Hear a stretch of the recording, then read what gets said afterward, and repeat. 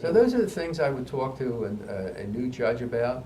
Again, be learned in the law, be fair and impartial, be timely, and understand and let the attorneys know what your courtroom procedures are. Well, it seems as though each part of that involved letting the people know what your intentions are and what goes on beforehand, so that they'll understand things when they do happen. I think that's a very important aspect of it.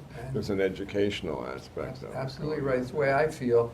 And, I just don't go into the dissertation on Lady Justice.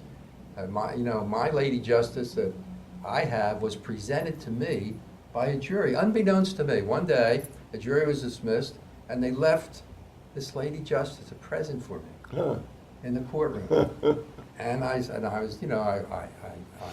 wrote to all the necessary committees. I said, what am I going to do with it? I can't send it back. What am I going to do? They said, it's fine to keep it, and when you retire, present it to the law library, and that's what I intend to do. Okay. But in this Lady Justice, she's standing on a law book, and beneath the law book are snakes. Yeah. So when I explain to the jury what this means, I said the law books is the authority, is the knowledge of the court. Yeah. And that's why I'm judge of the law. And I say with the snakes, what they're doing is they're stamping out evil, because only truth will prevail in a jury trial here in front of this jury. How about it? And that's why I explain it to them. And I think hopefully it gives them some hope, at least in my mind. Hopefully they're enjoying their service as jurors, and hopefully looking forward to being back the next time. We get that little subpoena. I'm sure they are, really, to tell you the truth. Yeah.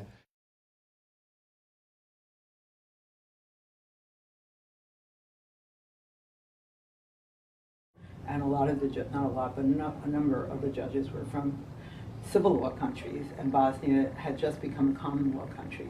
So they were sending civil law judges who were saying, guilty pleas, what's a guilty plea? I'm not taking guilty pleas. That's giving away something, no. And I had to basically conduct guilty pleas 101 to teach them about guilty pleas and about the procedure and the whole 9 yards.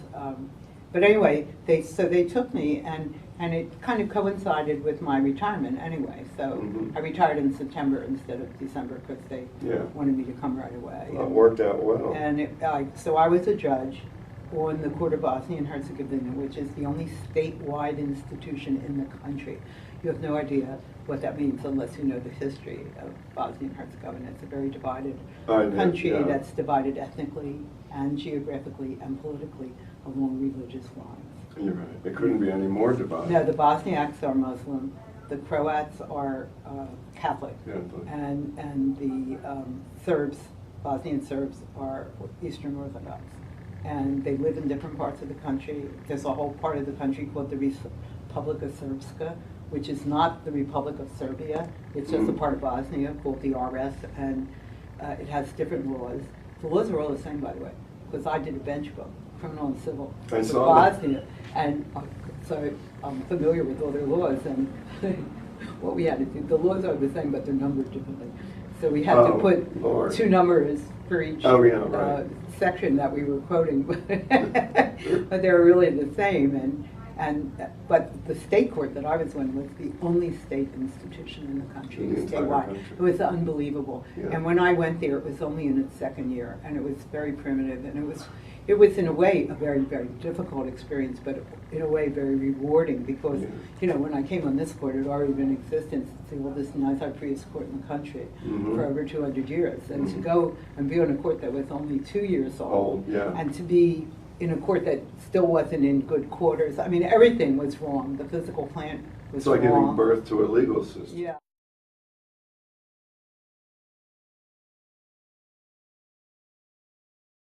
One of the biggest moments of my career as a judge was a case came in front of me where 3 white boys had sex with a 12-year-old black girl.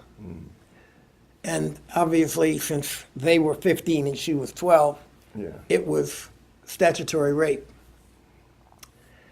I couldn't find a place to keep them to await trial. Okay. Because in Philadelphia, if I had to put those white boys in the youth study center, Right. they would have been brutalized and raped. And I couldn't find any other place to put them because none of the private institutions would hold them. The people of Philadelphia wanted me to put them in the youth study center. Yeah. And they put incredible pressure on me. They called me all kinds of names and so forth because I wouldn't. But I found in myself something that everybody looks for and hopes to find, and that is the unwillingness to give in to social pressure Here, here. and do the wrong thing. And I've always been very proud of that because they ate me alive. Yeah, and I remember the furor Yeah. that erupted in the news. And I congratulate you for standing your ground, too. Thank you. Yeah. Do you think that's a lesson that maybe that you could impart to today's judges or people who want to become judges or even lawyers today? I believe that most people, when confronted with that kind of pressure, they either find themselves or find it in themselves or it isn't there. I don't think that imparting anything to anyone in that situation Okay. would help. I think that most people who have the desire to be a judge want to be a judge for the right reason. Yeah.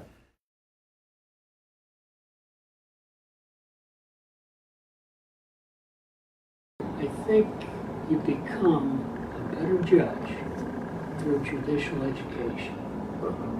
Keep in mind, we educate students to become lawyers, judges, doctors, dentists. Yeah. I made a mistake there. We don't train lawyers to be judges. That's Okay. the problem we have. Okay. Then all of a sudden, whoever's elected or appointed is on the bench wearing a robe. Right. What do I do? Yeah.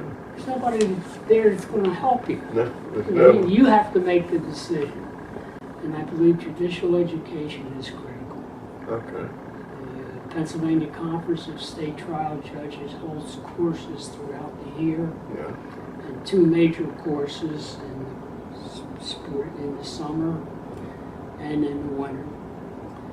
There's the National Judicial College in Reno, which will help new judges become better judges. All right. And I've sponsored programs. I've gotten scholarship aid from the legislature through the National Judicial College. And I'm responsible for quite a few judges going out there. Well, that's great. And not only there, they hold courses throughout the country. Okay, okay. That's one of the purposes for our discussion here today, is to help new judges and give them an idea, and the public, to give them an idea of what's behind the man in the I think road. it's important to know that judges are seeking education for themselves. Why? To help them. Right, That's the ultimate goal, to help people. okay. So by helping myself, I can better help others. Absolutely. That's great. And I really believe I've become a better judge because of my experience with out-of-state education.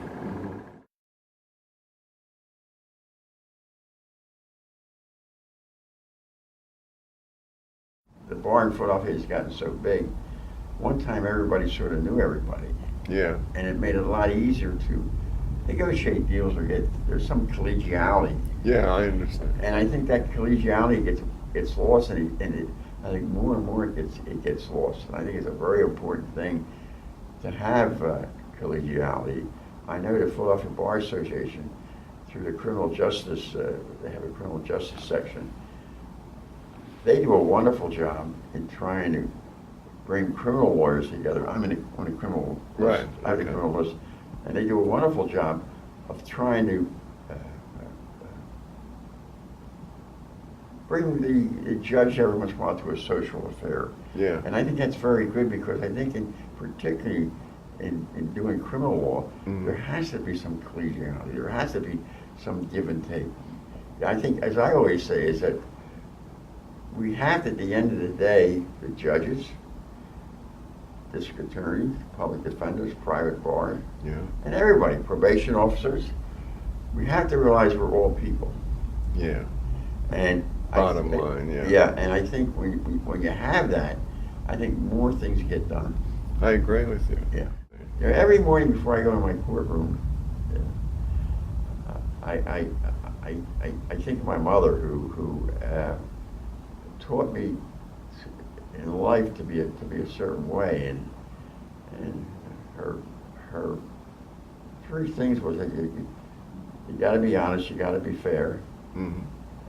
and you always have to see the other side. I mean, I was very fortunate that I was raised that way. Yeah.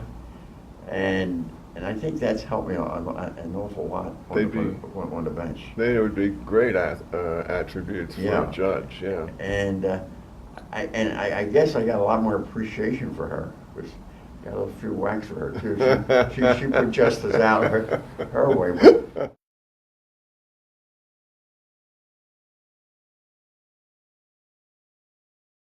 I was an associate there. It wasn't the greatest time of my legal career, Okay. but it turned around when I went to the DA's office under Arlen Specter. Oh, okay. He was recently elected in '65, in the fall of '65. Uh-huh. So I was one of his first appointees, and I went there and was there until March of '73.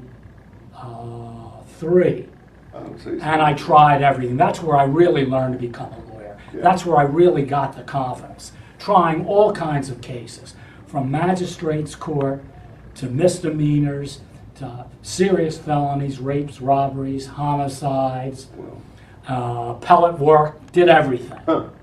And it was just marvelous. That's great. And then I was also the head of the municipal court unit. Mm-hmm. But then I decided it was time to go and practice law. So in '73, I went out on my own. I would say this as a judge, it's hard. This is not easy, but you have to have patience. Mm. Sometimes you want to get mad, but you've got to calm yourself. Okay. You've got to be there every day, and you've got to set certain hours and adhere to those hours. Yeah. Because if you stroll in late, then the lawyers get sloppy, and if you've got a jury, they get sloppy. You set the stage. Okay. And that's important, to be there. You don't have to work 1,000,000 hours a day, but as long as you say, we start at 9:30, we'll take a recess, adjourn for lunch 12:30, 1:45, come back at 2, go to 4, that's enough. You don't have to go real late. Yeah. As long as you keep that steady flow, so that consistency, Mhm. that's the key to it. Yeah. And try to sympathize with lawyers as best you can. Sometimes they get obnoxious and you've got to lean on them a little, but that's rare. Yeah. As long as you try to give each side a fair trial, Uh-huh. be attentive, and do the best you can if you've got to make the decision yourself. And that's the satisfaction. Yeah. It's just doing it, being there, where people rely on you to be there, people rely on your decisions. You try to make them as promptly and as reasonably as possible. Right.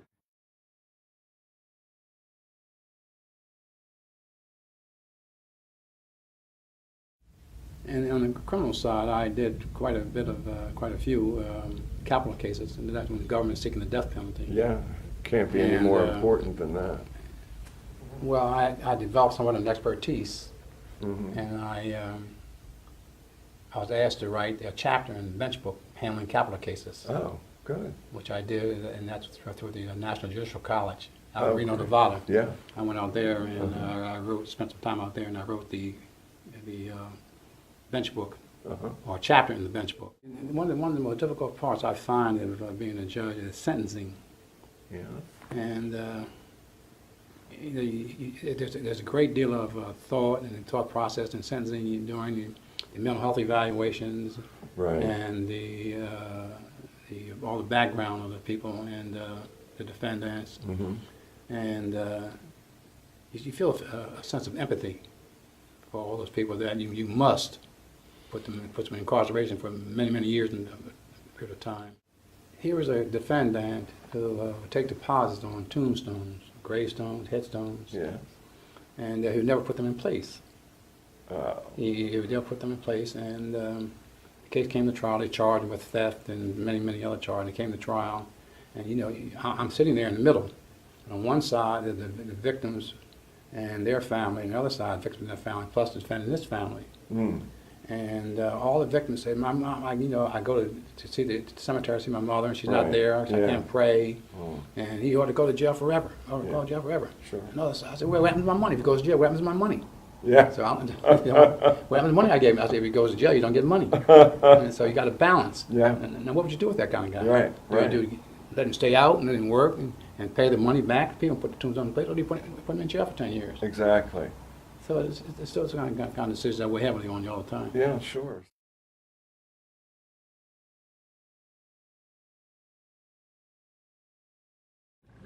And this attorney stood up and challenged me and said, you know, you can't do that. This is not a criminal court. And I said to him, oh, please, I beg you, appeal me. And he Yeah. said, why? I said, well, I want to write the brief, you know. Judge criticized for making children read books.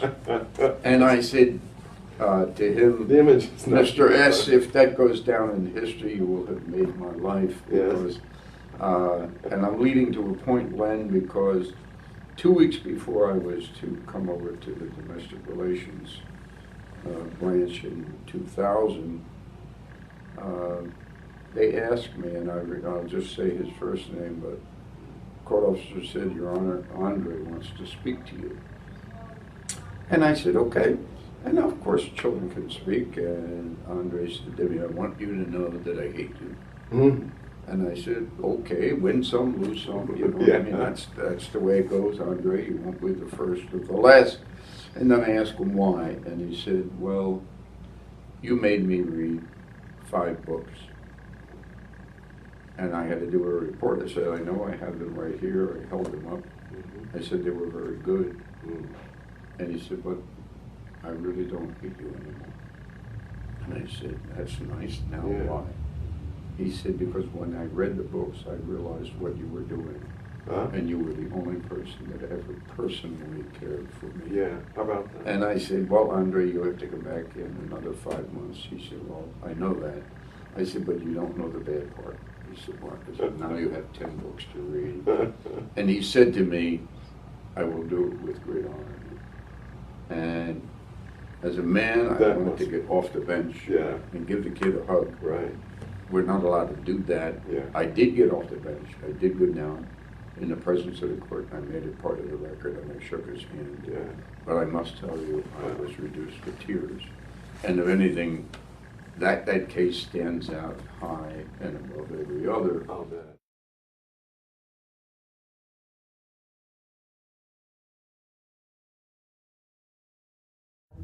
It was an extremely challenging, interesting experience where we basically formed the first new agency in the Commonwealth in 35 years.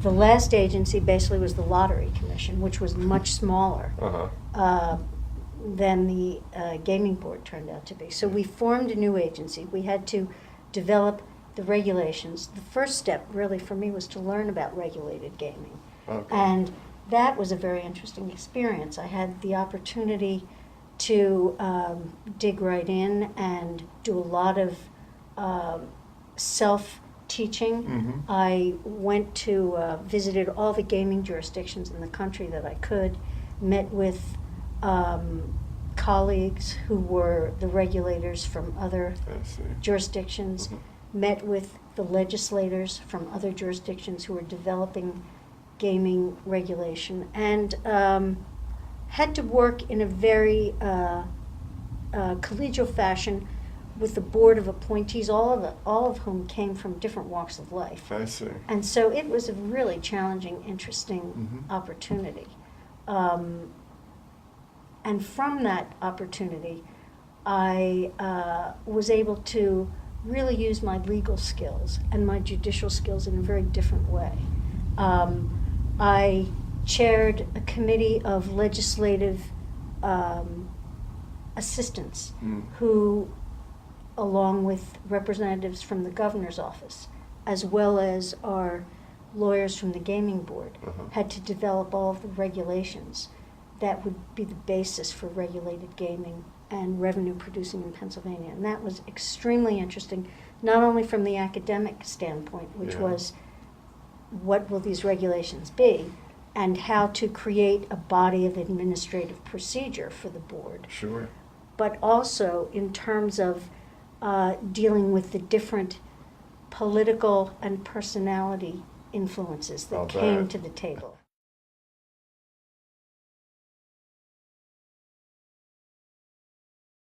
There are a couple of things that really, I think one which is absolutely critical, and that is that any person who becomes a judge has to understand that they are in charge of the courtroom, okay?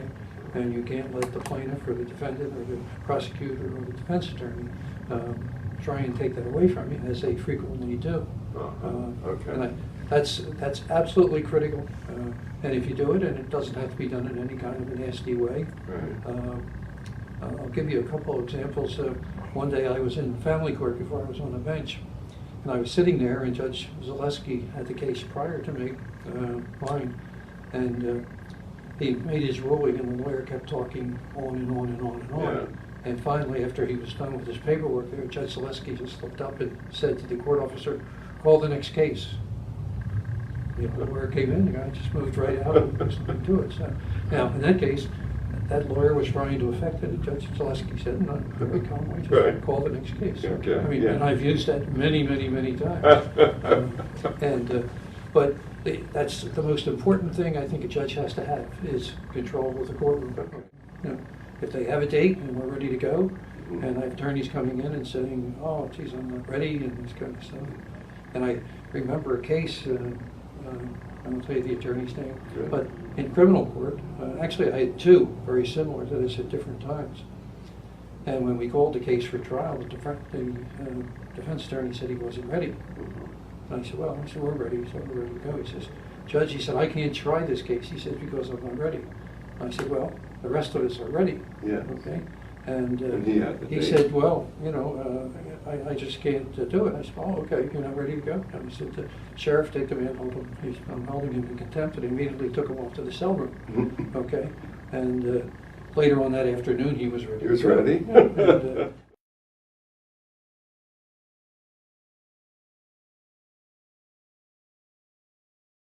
an understanding of the human condition is something that you really have to pay attention to, be observant. If a new judge asks me for advice, Yeah.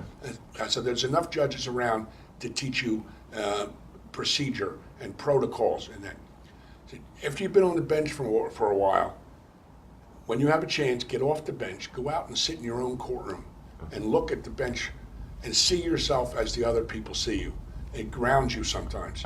And my advice to people becoming judges would be more along those lines in terms of the temperament and how they view, and what, besides the necessary technical trial legal experience that they need, they have to have become a good observer and understanding of the human condition to understand the people in front of them, because they come from all different walks of life, have all different backgrounds, all different levels of education. Just comes to mind because recently I sentenced somebody after a jury verdict on serious cases, and the complainants, young ladies, came into court and said their piece at the sentencing hearing and wrote me letters afterwards, complimenting me on how I handled their testimony at trial, and as they, I gave them the impression that when they were talking at sentencing, I was really interested in what they had to say. Oh. And those are letters you save. Yeah. Yeah. I'll bet. Doesn't happen every once in a while. Maybe 8 or 10 years ago, I was at a function and a lady came up to me who was the mother of a defendant, and because I fashioned a sentence in a certain way, she said I had a long-term effect on her son's life and it came out for the better. Oh, good. Now, I might sentence thousands of defendants over the last 30 years. Sure, I yeah. only get 1 or 2, but that's Yeah, enough. yeah. 1 or 2 is enough.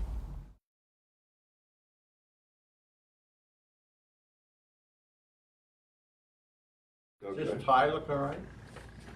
Looks great. Yeah, I'm ready. okay. What the hell? We're gonna do it, no big deal. Yeah. Make sure Len gets in it. He's in it.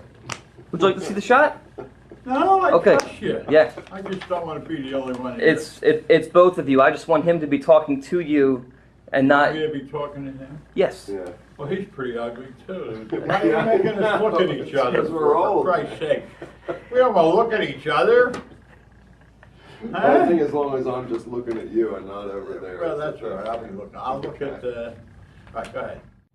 I don't know how much influence the judges like you can have over the conduct of attorneys that are in. Well, you try and Yeah. have a meaningful courtroom. You don't want to let the. Right. But one of the things I've always tried to do is treat them like gentlemen. I mean, you Yeah. have to. Any judge that doesn't remember where it came from is Right, dumb. right, Just yeah. plain dumb. That was you one day. Yeah, sure. yeah. I was out there trying to persuade some fella, and Right. so I treated them all as nice as I could, commensurate with what we were trying to get done. Yeah, sure. Yeah, move it. Well, Ben Franklin said you catch more flies with a spoonful of honey than a barrel of vinegar, right? Okay.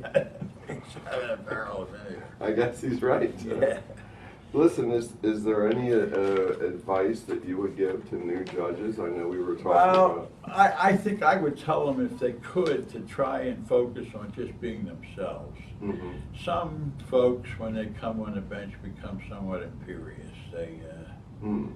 view themselves as more important than some other people, and then they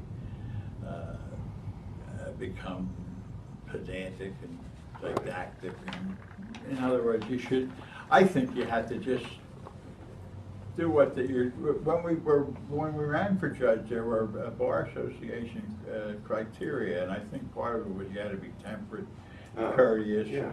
and those kind of things. And I think if you treat people the way you wanted to be treated, or you were at the time, Right. then that's fine. I think all new judges should try and do that. Oh.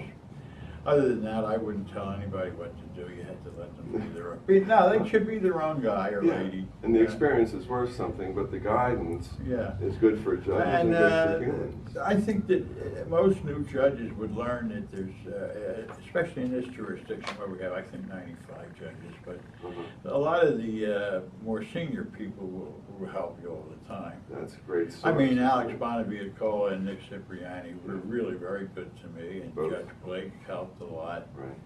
In fact, I have very fond thoughts of Alex Bonaviacola Yeah. and Judge Blake.